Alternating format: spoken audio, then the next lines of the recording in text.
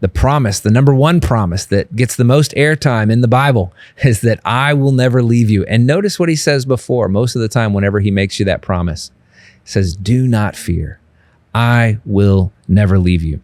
1 Corinthians 6:19 says, don't you realize that your body is the temple of the Holy Spirit? In other words, it's housed there. It's permanently there, who lives in you and was given to you by God. So he abides, and he's fiercely loyal, like a lion.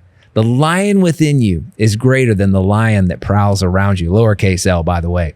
The lion, capital L, is in you that is greater than the one who is in the world. Proverbs 27:5-6 says, an open rebuke is better than hidden ones. Love wounds from a sincere friend are better than many kisses from an enemy. So the number 3 thing I want you to see, the truth behind a true friend, is that he will rebuke you. He will convict you. Now, notice I'm not saying condemn.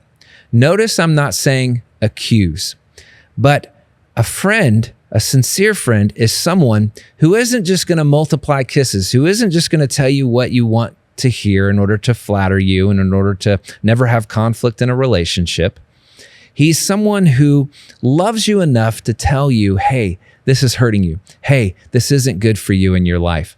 And so when you make a mistake, he'll speak up and he'll say, look, this is not healthy for you, because he knows it hinders you experiencing all that God has for you. It's one of these lies that we have in this. He'll tell you when there's a vacancy in your soul, when there's a gap, when there's an insecurity, something that's harming you.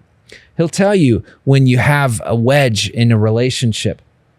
And as Jesus said, he said, if at any time on your way to going and worshiping God and you say that you're loving God and worshiping God, you remember that you have a wedge or you have a difference with your brother, he says, drop your gift right there.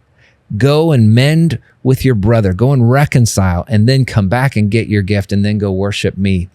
John alludes to that when he says, if you say that you love God and you hate your brother, well, then that man is a liar, and the truth of God is not in him. No, love God, love people are one and the same. If you really love God, then you'll go and mend things with your brother. The Holy Spirit will remind you of these moments. The Holy Spirit will tell you that that Satan has a foothold in a relationship. As Ephesians 4 says, do not give Satan a foothold with your anger, with your wedge that you harbor against, your bitterness that you harbor against your brother.